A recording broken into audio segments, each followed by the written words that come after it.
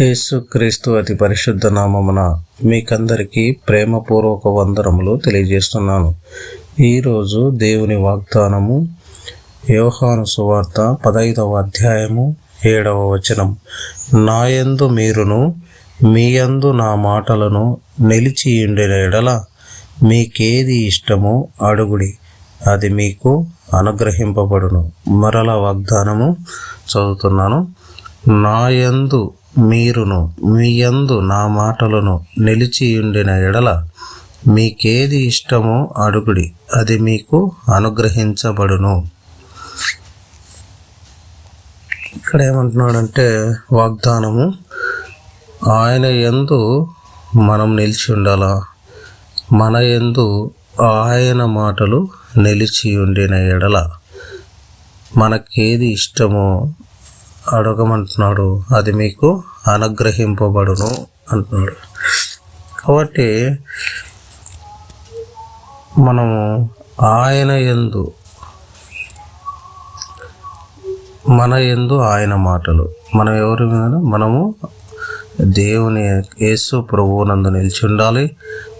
మన యందు ఆయన మాటలు నిలిచి ఉండిన ఎడల అంటే ఆయన మాటలను మనము గైకొనిన ఎడల, మనము ఆయన మాటలు వాక్యానుసారం నడుచుకునే ఎడల మీకేది ఇష్టమో అడుగుడి, అది మీకు అనుగ్రహింపబడును.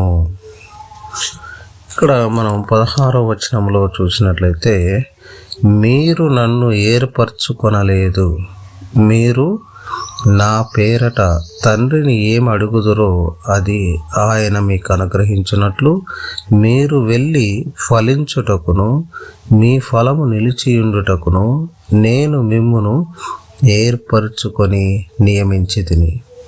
ఇక్కడ అంటున్నాడు, ఆయన మీరు నన్ను ఏర్పరచుకొనలేదు. దేవుడు మనతో మాట్లాడుతున్నాడు. మీరు నన్ను ఏర్పరచుకొనలేదు, మీరు నా పేరట తండ్రిని ఏమడుగుదురో అది ఆయన మీకు అనుగ్రహించినట్లు మీరు వెళ్ళి ఫలించుటకు.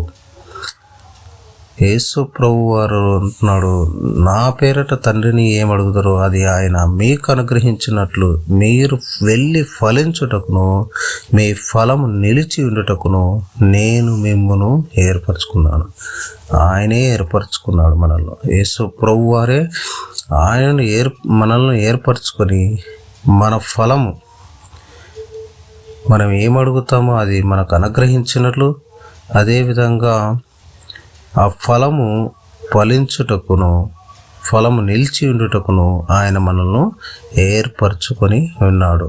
కాబట్టి 7వ వచనంలో వాగ్దానంలో ఏమంటున్నాడంటే, నా యందు మీరును మీ యందు నా మాటలను నిలిచి ఉండేలా మీకేది ఇష్టమో అడుగుడి.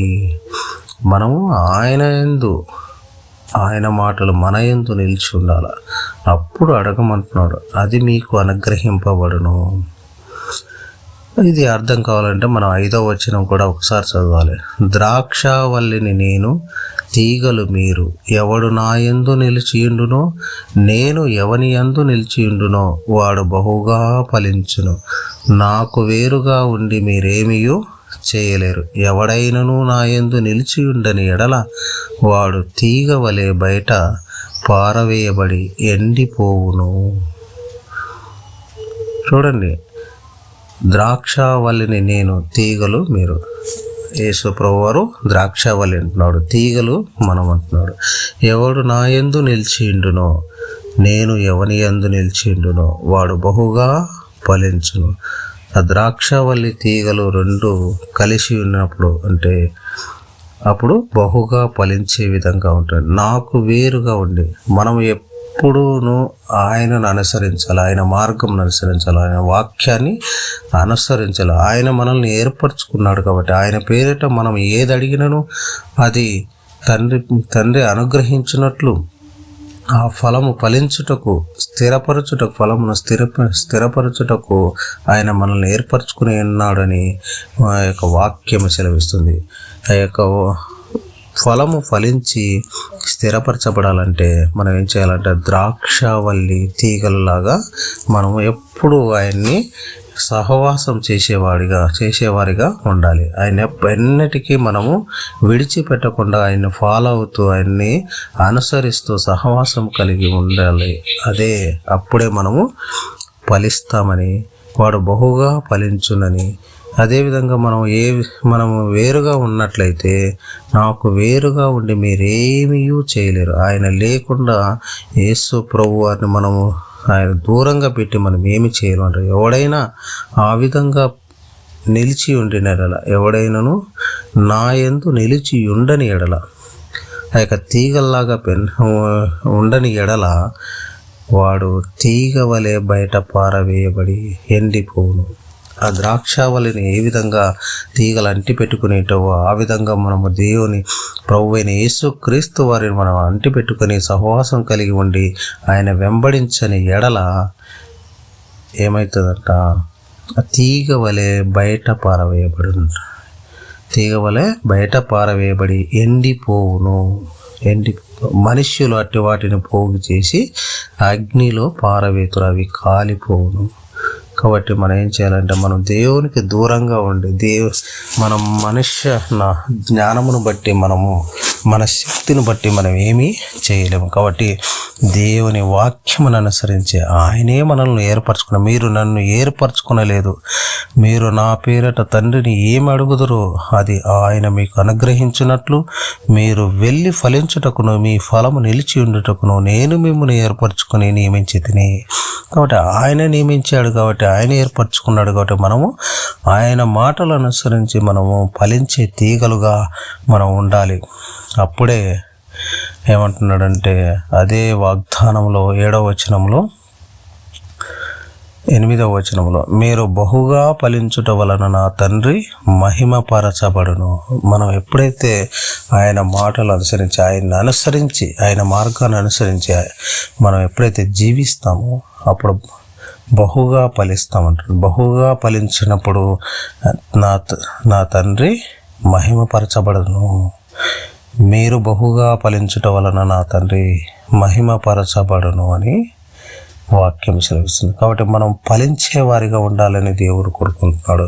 అదేవిధంగా అంటుకట్టుకొని ద్రాక్షావళిని తీగలు ఏ విధంగా అంటుకట్టబడి ఉంటాయో ఆ విధంగా మీరు నా యందును, ఆయన యందు మనము, ఆయన మాటలు మన యందు నిలిచి ఉండిన ఎడల మనం ఏది అడిగినా అది మనకు అనుగ్రహిస్తానని దేవుడు వాగ్దానం చేస్తున్నాడు. కాబట్టి మనము యొక్క వాక్యాన్ని గుర్తెరిగి వాక్యములో ఉన్నటువంటి ఆ యొక్క సారాన్ని మనం గ్రహించి మనము ఆయన యందు నిలిచి ఉండాలి. అది గమనించాలి. మనం ఆయన యందు నిలిచి ఉండాలి. మన మాటలు, ఆయన మాటలు మన యందు నిలిచి ఉండాలి. అప్పుడు ప్రభువైన యేసుక్రీస్తు వారు మన యందు ఉండాలి. ఆయన మాటలు మన యందు నిలిచి ఉండిన ఎడల మనము అంటుకట్టబడి ఫలించే తీగలుగా, అభివృద్ధి చెందే తీగలుగా, స్థిరపరిచే తీగలుగా, ఆ ఫలాన్ని స్థిరపరిచేవాడుగా దేవుడు మనల్ని ఏర్పరచుకున్నాడు. కాబట్టి మనం ఆయనను మాత్రమే సేవించాలి. ఆయన మార్గమును మాత్రమే, ఆయన వాక్యమును అనుసరించి మాత్రమే నడవాలి. లోకములో పడి మన ఇష్టానుసారంగా మన జ్ఞానమును బట్టి, ఇది నా జ్ఞానము ద్వారానే నేను అభివృద్ధి చెందుతున్నాను, నా జ్ఞానం ద్వారానే ఈ యొక్క ఉద్యోగాన్ని పొందుకున్నాను, నా జ్ఞానము ద్వారానే ఈ యొక్క నా కుటుంబంలో అభివృద్ధిని పొందుకున్నానని మనం విర్రవీగినట్లయితే ఈ తీగలు, పనికిరాని తీగల్ని ఏ విధంగా వేరు చేసి బయట పడవేసినప్పుడు ఎండిపోవునో అవి మనుషులు పోగు చేసి కాల్చివేయబడుతున్నాను, మనుషుల చేత కాల్చివేయబడును అంటున్నారు. కాబట్టి మనము దేవునికి వేరుగా ఉండి ఏమి చేయలేము, అది ఫలింపదు. కాబట్టి మనము దేవుని అనుసరించాలి. దేవుని మార్గాన్ని, వాక్యాన్ని అనుసరించి జీవించిన ఎడల మనం ఫలించే వారిగా ఉన్నాము.